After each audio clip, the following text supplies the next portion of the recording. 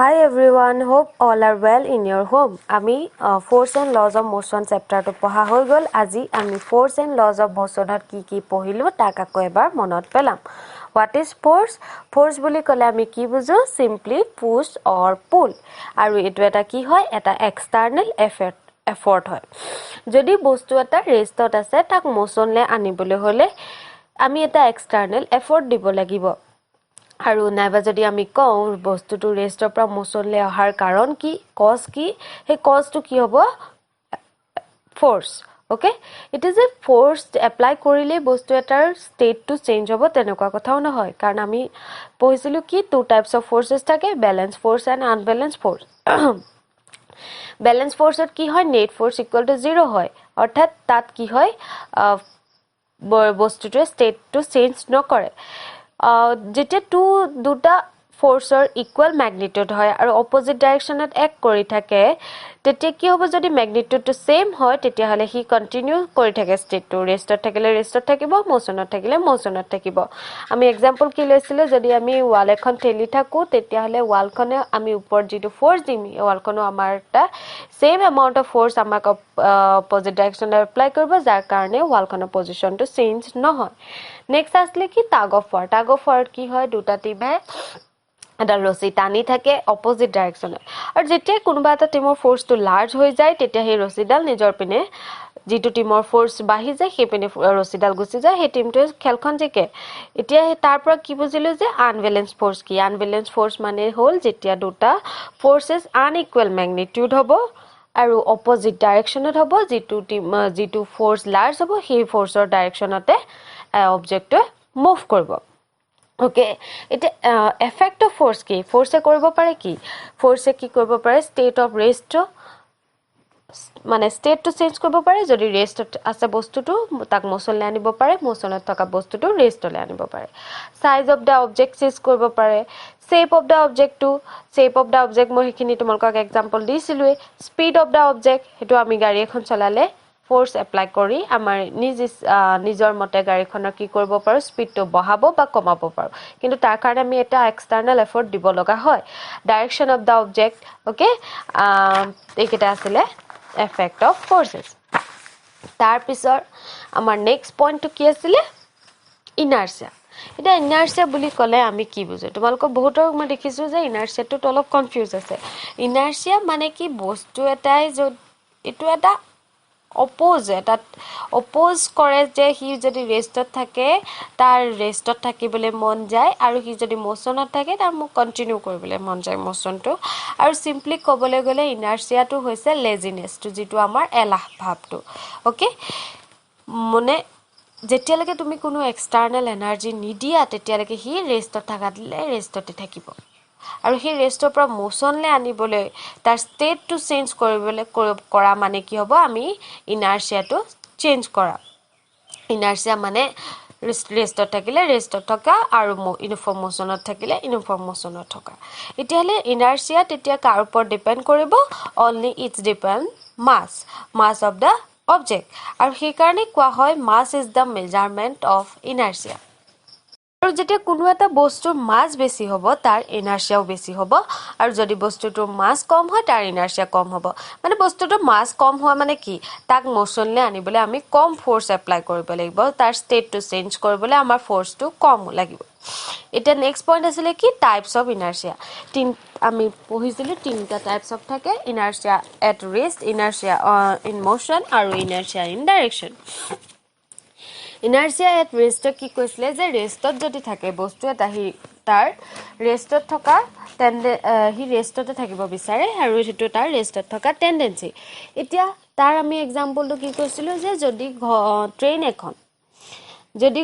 এখন ৰৈ আছে হি যেতিয়া ঘপকে ষ্টাৰ্ট কৰি দিয়ে তেতিয়া কি হয় আমাৰ বডিটো প্যাসেঞ্জাৰ বিলাকৰ বডিটো কি হয় ফৰৱাৰ্ড ডাইৰেকশনত মুভ কৰে কাৰণ কেলে হয় এটো আমাৰ বডিটো ৰেষ্টত আছিল আৰু হি ৰেষ্টত থাকিব বিচাৰে কিন্তু যেহেতু আমাৰ ভৰিকিখন ট্ৰেইনৰ লগত কন্টেক্টত আছে হেতু কাৰণে ভৰিকিখন ধৰা আগবাঢ়ি যায় কিন্তু আমাৰ ওপৰ পাৰ্টটো কি হয় পিছলে ফৰৱাৰ্ড ডাইৰেকশনত মুভ কৰে এটো হৈছে ইনাৰ্চিয়া ইন ৰেষ্ট আৰু এটা এক্সাম্পল আমি দিব পাৰোঁ যদি আমি এজোপা গছজোপা জোকাৰি থাকিলে কি হ'ব তাৰ ডালবিলাকে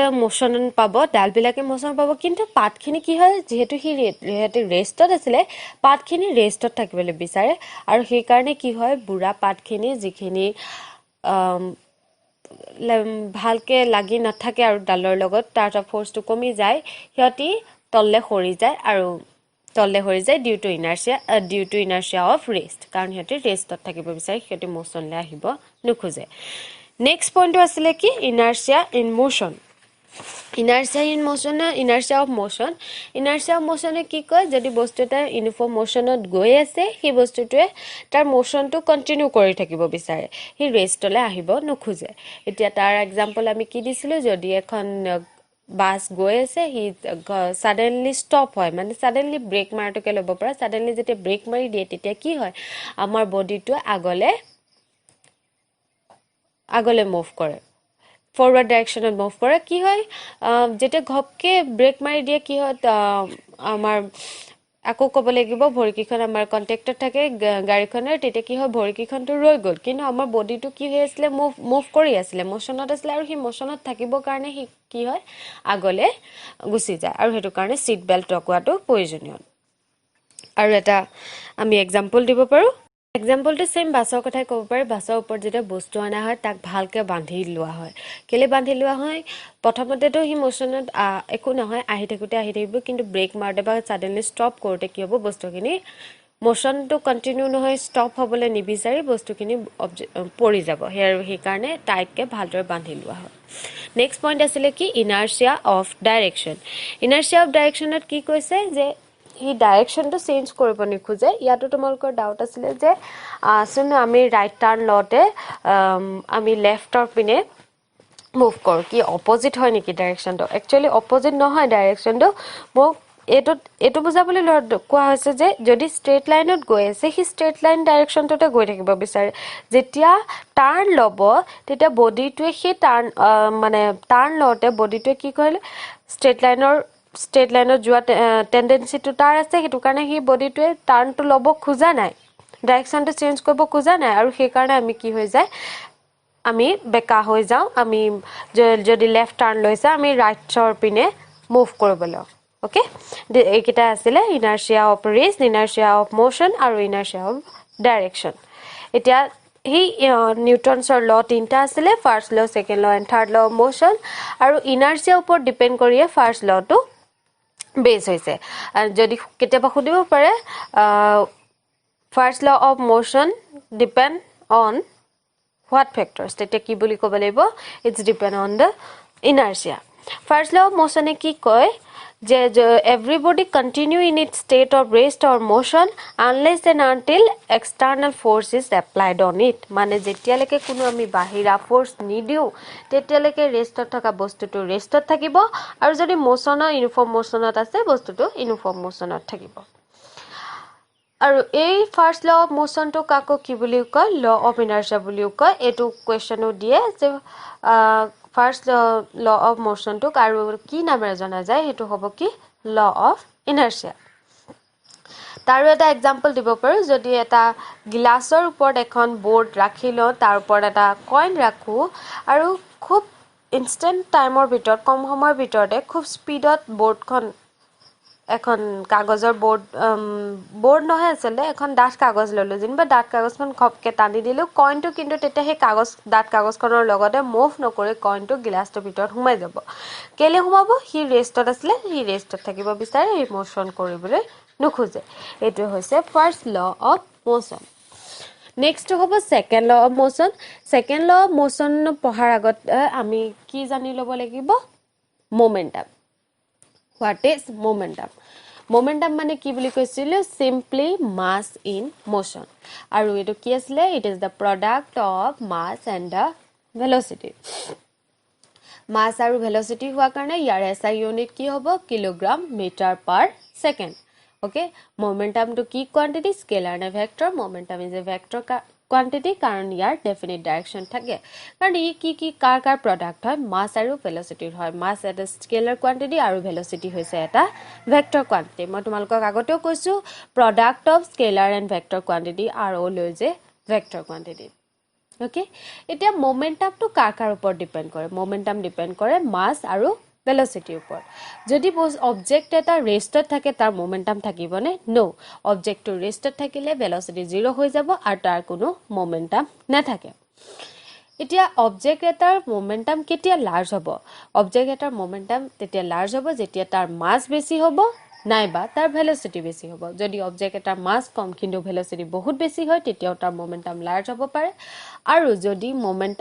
মাছ বহুত বেছি ভেলচিটি কম তেতিয়াও তাৰ মোমেন্টাম বেছি হ'ব পাৰে ইয়াৰ পৰা এইটো কথা বুজিলো যে মাছ বহুত হয় কিন্তু ভেলচিটি কম আৰু কোনোবা এটা অবজেক্টৰ মাছ কম ভেলচিটি বহুত বেছি তেতিয়াহলে দুইটাৰ মোমেন্টাম বেছি হ'ব পাৰে আৰু দুইটাৰ মোমেন্টাম সেমও হ'ব পাৰে ওকে আৰু ইয়াৰ ওপৰতে মোমেন্টামৰ ওপৰত বেছ কৰি সেকেন্ড ল অফ মোশনটো আমি সেকেন্ড ল অফ মোশনটো আহিছে যেটো সেকেন্ড ল অফ মোশনৰ স্টেটমেন্টটো হৈছে কি the rate of change of momentum is directly proportional to the applied external force আৰু ৰেট সেকেন্ড ল অফ মোশনৰ ডেৰিভেশনটো খুব আহে আৰু ইয়াৰ ডেৰিভেশনটো খুব সিম্পল হয় মাত্ৰ দুটামান পইণ্ট লাগে যেটো যদি এটা অবজেক্ট আছে ধৰি ললো হি ইনিশিয়াল ভেলোচিটিটো তাৰ u আছিলে আৰু এক্সটাৰ্নাল ফোৰ্স দিয়াৰ পাছত তাৰ ভেলোচিটিটো চেঞ্জ হ'ল আৰু হি ফাইনাল ভেলোচিটি পালে v তেতিয়া তাহাতৰ এটা ইনিশিয়াল মোমেন্টাম থাকিব আৰু এটা ফাইনাল মোমেন্টাম থাকিব ইনিশিয়াল মোমেন্টাম হ'ব pi আৰু ফাইনাল মোমেন্টাম হ'ব pf আৰু হে change of rate of change of momentum মানে টাইমৰ ভিতৰত তাৰ কিমান চেঞ্জ হ'ল হেতু যদি আমি উলিয়াও তেতিয়া কি হ'ব pf minus pi by t আৰু pf minus pi by t টো কাৰ লগত ডাইৰেক্টলি প্ৰপৰ্চনাল বুলি কৈছে যেটো ফোৰ্স এপ্লাই কৰা হৈছে therefore f is directly proportional to pf minus pi by t এতিয়া pf আৰু pi ভ্যালু যেতিয়া বহাই দিম তেতিয়া আমি m টো আমাৰ কমন আহিব v minus u by t পাম আকৌ ইকুৱেশন অফ মোশনত আমি কি পাইছিলো v u plus at তাৰ পৰা আমি কি উলিয়াম v minus u by t মানে a আৰু হি a টো পুট কৰিলে আমি কি পাম f directly proportional to ma আৰু তাৰ কাৰণে আমি এটা proportional constant দিব লাগিব আৰু আমি পাই যাম f ma আৰু f ma এটো ডেৰিভেশন কৰিবলৈ মানে সেকেন্ড ল অফ মোশনটো ডেৰিভেশনটো খুব আহি থাকে 3 মাৰ্কছৰ কাৰণে আৰু তাৰ পৰা আমি কি বুজি পালো যে ফোৰ্স কাৰ ওপৰত ডিপেন্ড কৰিব mass of the object and its acceleration আৰু f ma তাৰ পৰা যদি আমি ইউনিটটো উলিয়াবলৈ যাও মাসৰ ইউনিট কেজি আৰু এক্সিলাৰেশনৰ unit metre per second square মানে ফোৰ্সৰ ইউনিট হ'ব SI unit KG metre per second square আৰু যাক নিউটন বুলি কয় আৰু ডেফিনিশন অফ নিউটন তো কি আছিল যেতিয়া 1 কেজি মাছৰ 1 কেজি মাছৰ অবজেক্ট এটাই 1 metre per second square acceleration produce কৰিব তাকতিয়া হে ফোৰ্সটো যেটো কাৰণে এক্সিলাৰেশনটো পাইছে হে ফোৰ্সটো কব 1 নিউটন আৰু সিজিএস ইউনিট অফ ফোৰ্স আছিল ডাইন আৰু ডাইন নিউটন আৰু ডাইনৰ মাজৰ ৰিলেশন কি আছিল 1 newton equal to 10 to the power 5 dyne next point আছিল force is a scalar quantity or vector quantity আমি জানো যে ফোৰ্স f ma মাস টো হৈছে scalar quantity acceleration is a vector quantity the product of scalar quantity and vector quantity is always a vector আৰু force টো কি হয় vector quantity force টো কেনেকে ভেক্টৰ কোৱান্টিটি হয় কাৰণ ফোৰ্সৰ ডেফিনিট ম্যাগনিটিউড থাকে আৰু ডেফিনিট ডাইৰেকশন থাকে ইয়াত আমি ডাইৰেকশনত নিৰ্দিষ্ট ডাইৰেকশনত এপ্লাই কৰিলেহে ফোৰ্সটোৱে এটা ফোৰ্সটো কোনো কাম কৰিব মানে হি ওয়াৰ্ক হ'ব আৰু যদি সেই ডাইৰেকশনটো আমি নজনাকে কোনো আন এটা ডাইৰেকশনত ফোৰ্স দি থাকো তেতিয়া হলে আমি তাৰ ফল নাপাম ওকে মোশন এপ্লাই কৰি বহুত second law of motion apply কৰি বহুত নিউমেৰিকেল আছে তোমালোকে হেখিনি কৰিবা এতিয়া তাৰ এপ্লিকেশন এটা মই তোমালোকক দেখাইছিলো catching of a ball catching of a বলত কি বুলি কৈছিলো যে যেতিয়া হাতখন পুনে পোন কৰি বলটো ধৰিবলৈ যোৱা হয় তেতিয়া কি হয় হাতত দুপ পোৱাৰ চান্স বহুত থাকে আৰু কি হয় বলটো হাতত ধৰিব নোৱাৰি পেলাই দিব লগা হয় কাৰণ আমাক ইমান জোৰকে বলটো আহি হিট কৰিবহি যে আমি বলটো ধৰি ৰাখিব নোৱাৰো কিন্তু যেতিয়া হাতখন তললে কৰি বলটো ধৰা হয় তেতিয়া কি হয় টাইমটো বাঢ়ি যায় বলটো ধৰাৰ টাইমটো বাঢ়ি যায় আৰু তেতিয়া কি হয় ফোৰ্সটো কম হয় আৰু তাৰ কাৰণে আমি বলটো ধৰিবও পাৰো আৰু হাতত দুখ পোৱাৰ চান্সও কম থাকে কাৰণ F = m into v minus u by t মানে F is inversely proportional to t যিমানে টাইম বাঢ়িব সিমানে ফোৰ্সটো কমিব আৰু সেই কাৰণে কি কৈছে বলটো ধৰোতে সদায় আমি হাতখন তললে কৰি ধৰিব লাগে Another example, যদি মুভিং ট্ৰেইন এখনে আহি ৰৈ থকা ট্ৰেইন এখনক খুন্দা মাৰে কলিজন হয় তেতিয়া কি হ'ব মুভিং ট্ৰেইনখনৰ হিউজ ডেমেজ হ'ব বহুত বেয়াকে ডেমেজ হ'ব কেলে ডেমেজ হ'ব মুভিং ট্ৰেইনখনৰ মাছ বহুত বেছি ভেলোচিটি বহুত বেছি আৰু হি আহি যেতিয়া ঘপকে খুন্দা মাৰি দিব তেতিয়া এটা ৰিটাৰ্ডেশন ফোৰ্স হ'ব বহুত লাৰ্জ এমাউন্ট অফ ৰিটাৰ্ডেশন ফোৰ্সে এক কৰিব যাৰ কাৰণে মোমেন্টামটো এটা লাৰ্জ এমাউন্ট অফ মোমেন্টাম আছিল হি ৰেষ্টলে আহিব লগা হ'ল মানে মোমেন্টামৰ চেঞ্জ বহুত ডাঙৰ চেঞ্জ এটা আহিব যাৰ কাৰণে ট্ৰেইনখনৰ বহুত বেয়াকে ডেমেজ হ'ব এইকেইটা আছিলে application of second law of motion আৰু ইয়াৰ বহুত প্ৰবলেম আছে তোমালোকে প্ৰবলেমখিনি কৰিবা নেক্সট পইণ্ট হ'ল third law of motion third law of মোশনটো কি কয় every action has an equal and opposite reaction কিবা এটা কাম কৰিলে তাৰ ৰিয়েকচন থাকিবই যে হেতু কাৰণে কোৱা হয় যেনে কৰ্ম কৰিবা তেনে ফল পাবা বুলি এতিয়া কথাটো কি হ'ল when a body exert a force on another body then the second body also exerts some force on the first body যদি আমি এটা অবজেক্ট ধৰি লৈছো হি বেলেগ এটা অবজেক্টৰ ওপৰত এটা ফোৰ্স দিছে সেকেন্ড বডিটো ফাৰ্স্ট বডিটো ওপৰত ফোৰ্স দিব কিন্তু হেতু কি ডাইৰেকচনত হ'ব অপজিট ডাইৰেকচনত হ'ব আৰু action and reaction equal in magnitude থাকে বাট অপজিট ডাইৰেকচন থাকে এতিয়া যেতিয়া ফুটবল প্লেয়াৰে বল এটা মাৰে ফুটবলটো ভৰিয়ে মাৰে তেতিয়া ফুটবলটো কলে যায় আগলে যায় কিন্তু ভৰিখন প্লেয়াৰটো ভৰিখন পিছ বেকৱাৰ্ড ডাইৰেকচনত মুভ কৰে আৰু ইয়াৰ বহুত কেইটা এক্সাম্পল আছে আমি ৰৈ থকাটো এটা ক'ব পাৰো আমি মাটিৰ ওপৰত থিয় হৈ আছো মানে আমাৰ কি আছে এটা ওয়েট আছে ওয়েটটো এটা ফোৰ্স হয় ওয়েট W = mg হয় ওয়েটটোৱে গ্ৰাউণ্ডখনৰ ওপৰত এটা ফোৰ্স দি আছে গ্ৰাউণ্ডখনেও আমাৰ ওপৰত এটা ফোৰ্স দিছে যাৰ কাৰণে আমি ৰৈ থাকিব পাৰো ৱাকিং প্ৰসেছতো মানুহটোৱে আমাৰ মানে আমি ভৰিখনেৰে গ্ৰাউণ্ডৰ ওপৰত ফোৰ্স দি আছো গ্ৰাউণ্ডে আমাক অপজিট ডাইৰেকচনত ফোৰ্স দি আছে যাৰ কাৰণে আমি খুজকাৰি গৈ থাকিব পাৰো সুইমিং প্ৰসেছ একি আমি পানীখিনিৰ ওপৰত এটা ফোৰ্স দি আছো যি কাৰণে পানীখিনি পিছলে ঠেলি থাকো ইন দা ব্যাকৱাৰ্ড ডাইৰেকচনত আৰু মানুহটো আগলৈ গৈ থাকো পানী সুইমিং বুলিয়ে নহয় নাও চলোৱা জাহাজ এই সকলোবোৰতে একেটাই হয় গান ৰিকলছ why গান ৰিকলছ গান ৰিকলছটো একেটা কথা কি হয় যেতিয়া বন্দুকৰ ভিতৰত এটা স্প্ৰিং থাকে যেতিয়া সেই স্প্ৰিংডালৰ আৰু গুলিটোৰ মাজত কলিশন হয় তেতিয়া কি হ'ব খুন্দা খোৱাৰ পিছতে যেতিয়া আমি গুলিটো মাৰিব লওঁ মানে স্প্ৰিংডালে গুলিটোৰ ওপৰত এটা হেঁচা দিব আৰু গুলিটো ওলাই যায় তেতিয়া কি হয় গুলিটো যেতিয়া ওলাই যাব সেইটো একচন হ'ল কিন্তু হি উল্টা ৰিয়েকচনটো কি দিব গুলিটোৱে আমাৰ ওপৰত এটা ঝটকা দিয়ে যিটো জাৰ্ক দিব সেই ৰিয়েকচন হেতু হ'ব তাৰ ৰিয়েকচন আৰু এটা এক্সাম্পল আছে motion of A rocket and jet aeroplane motion of A rocket আৰু জেট এৰোপ্লেনত কি হয় আমি জানো যে ৰকেটত কি হয় ফুয়েলবিলাক কি হয় বাৰ্নিং অফ এ ফুয়েল হয় আৰু যেতিয়া জুই লাগে ফুয়েলত তেতিয়া কি হয় ইহঁতে হট গেছেছ এক্সপেল কৰে বহুত লাৰ্জ স্পীডত হট গেছ এক্সপেল কৰে আৰু সেই হট গেছবিলাকে এয়াৰ ওপৰত একচন কৰে যেতিয়া বহুত গেছ ওলাব তেতিয়া সেই এয়াৰ ওপৰত একচন কৰিব আৰু এয়াৰে তাৰ ৰিয়েকচন দিব যাৰ কাৰণে ৰকেটটো ওপৰলে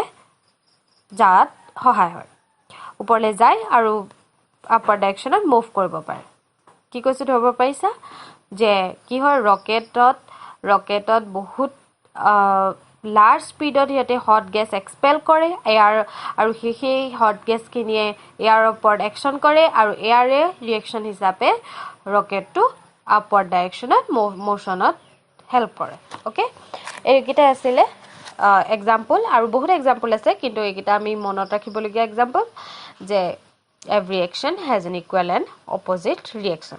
আৰু the next point আমাৰ আছিলে কি law of conservation of momentum কি কয় কোনোবা এটা কলিশনৰ আগত যিটো মোমেন্টাম থাকিব কলিশনৰ পিছতো সেই মোমেন্টাম থাকিব লাগিলে যিমান লাৰ্জ এমাউন্ট অফ কলিশনটো কিমান এমাউন্টৰ ওপৰত কিমান সময়লৈকে হ'ব তাৰ ওপৰত ডিপেন্ড নকৰে এটা তোমালকে মই কৈছিলো যে এটো during short interval of time আমি যেটো ডেৰিভেশন ল হেতু শৰ্ট ইন্টাৰভেল অফ টাইম লৈছিলো dt কিন্তু যদি লাৰ্জ এমাউন্ট টাইমৰ ভিতৰটো কলিশনটো হয় কিন্তু তাৰ আগত যিমান বিফৰ মোমেন্টাম আছিলে কলিশনৰ আগত যিমান মোমেন্টাম আছিলে কলিশনৰ পিছতো অবজেক্ট এটাৰ মোমেন্টামটো সেম থাকিব অবজেক্ট এটাৰ নহয় আসলে দুইটা অবজেক্টৰ মোমেন্টামটো যিমান আছিলে তাৰ কলিশনৰ পিছতো দুইটা অবজেক্টৰ মোমেন্টামটো সেম থাকিব আৰু কিন্তু এই প্ৰসেসটো আসলতে আইসোলেটেড হ'ব লাগে যে আমি কনসিডাৰ কৰি লৈছো যে দুটা অবজেক্টহে আছে তাত আৰু বেলেগ অবজেক্ট আহিব নোৱাৰে হে দুটা অবজেক্টৰ মাজতহে কলিশনটো হৈছে ইয়াৰ ডেৰিভেশন এটা আছে এই ডেৰিভেশনটো সিম্পল হয় তোমালকে বেছি টানকে নলবা ধৰি লব লাগিব দুটা অবজেক্ট আছে এটা অবজেক্ট a আৰু b এটা velocity to initial velocity ua আৰু ইটোৰ ub এটা ভেলোসিটি টু লাৰ্জ ধৰি লৈছো কাৰণ একেটা ৰাস্তাত গৈ আছে তেতিয়া কলিশন হ'বলৈ হলে এটা স্পিডটো বেছি হ'ব লাগিব আৰু যেতিয়া গৈ পেলে কলিশন হ'ব তেতিয়া অবজেক্ট a টোৰ স্পিড কমি b টোৰ স্পিড বাঢ়ি যাব b টোৰ স্পিড বাঢ়ি যাব আৰু তাৰ পিছত আমি হিয়তৰ মোমেন্টামটো উলিয়াম যদি অবজেক্ট a কাৰণে চাও তাৰ টোটাল মোমেন্টাম বিফৰ কলিশন কি হ'ব m1 u1 m2 u2 sorry initial velocity to ua নধৰিবা u1 ধৰিবা অবজেক্ট এটা 1 অবজেক্ট এটা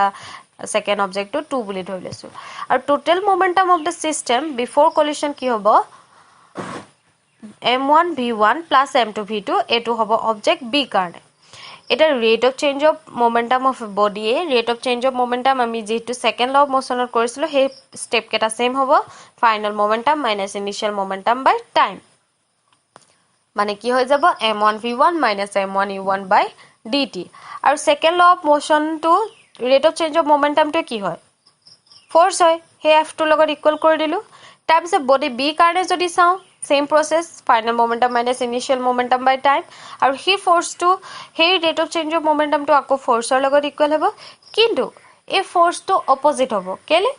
বডি a b ওপৰত এটা ফোৰ্স দিছে বডি b a ওপৰত কি দিব অপোজিট ডাইৰেকশনৰ ফোৰ্সটো দিব a b ওপৰত ফোৰ্সটো দিছে b a টো ওপৰত যেটো ফোর্স দিব সেম এমাউন্ট থাকিব ম্যাগনিটিউডটো সেম থাকিব কিন্তু কি হ'ব অপোজিট ডাইৰেকশন আহিব হেতু কাৰণে ডেৰিভেশনটোত f টোৰ আগত মাইনাস চিনটো আহিছে তাপা সিম্পলি আমি f দুটা ইকুয়াল কৰি দিলে আমি পাই যাম momentum of before collision is equal to the momentum of the after collision অকল অবজেক্ট a বা b বুলি নহয় আসলে সিস্টেম টোৰ মোমেন্টাম টো বিফৰ কলিশনৰ যেটো আছিল তাৰ কলিশনৰ পিছতো মোমেন্টাম টো সেম থাকিব টাইমটো লাৰ্জ হলেও বা টাইমটো কলিশনৰ টাইমটো ওপৰত ডিপেন্ড নকৰে আসলে কলিশন টাইমটো যিমানে নহওক তাৰ মোমেন্টামটো কনজাৰ্ভ থাকিব ইয়াৰ সিম্পল এক্সাম্পল আৰু যেটো ওপৰত বেস কৰি এক্সামত কোৱেশ্চন আহে হেতু হৈছে ৰিকয়েল অফ এ গান ইয়াত গুটে সিস্টেমটো হৈছে গানটো যদি ধৰি ল গান প্লাস বুলেট যেতিয়া কলিশন হ'ব মই কৈছিলো যে বন্দুকটোৰ ভিতৰত এটা স্প্ৰিং থাকিব যেতিয়া আমি গুলিটো মাৰিবলে চেষ্টা কৰিম তেতিয়া কিবা স্প্ৰিং আৰু গুলিটোৰ মাজত কলিশন হয় বুলেটটো ওলাই যাব গুলিটো মানে বুলেটটো ওলাই যাব বুলেটটো বহুত হাই স্পিডত ওলাই যাব কিন্তু বুলেটটোৰ মাছটো কম থাকিব যদি ধৰি ল স্মল m আৰু স্মল b ইফানে তোমাৰ বন্দুকটোৰ গানটোৰ মাছটো কি হ'ব আকৌ বহুত বেছি কিন্তু হি যেটো ৰিকয়েল দিব যেটো জাৰ্ক দিব হেতু কিন্তু ভেলোসিটিটো কম থাকিব হেতু যদি ক্যাপিটাল m আৰু ভেলোসিটিটো v ধৰি লওঁ তেতিয়া হলে mv plus small mv কি হ'ব ইকুৱেল টু 0 হ'ব 0 কেলে হ'ল কাৰণ যেটো ৰেষ্টত আছিল বুলেটটো মুভ অন নাছিলে গানটো মুভ অন নাছিলে ৰেষ্টত থাকিলে কি হ'ব তাৰ মোমেন্টামটো 0 হ'ব আৰু তেতিয়া আমি কি হল বিফৰ দা কলিশন মোমেন্টাম 0 আৰু আফটাৰ দা কলিশন মোমেন্টাম কিমান হ'ব small m small b plus m into v আৰু ইয়াৰ পৰা আমি ৰিকয়েল ভেলোসিটিটো ক্যালকুলেশন কৰিব পাৰো আৰু এই ৰিকয়েল ভেলোসিটিটো ক্যালকুলেশনৰ পৰা সৰু সৰু কোৱেশ্চন এক্সামত দিয়ে এখিনি আছিল ফোৰ্স এন্ড লজ অফ মোশনৰ ভিতৰৰ কথাখিনি এখিনিকে তোমালকে যদি ভালদৰে পঢ়া আৰু ইয়াৰ ওপৰত বেস কৰি প্ৰবলেম কৰা এক্সামৰ কাৰণে সাফিসিয়েন্ট ওকে বাই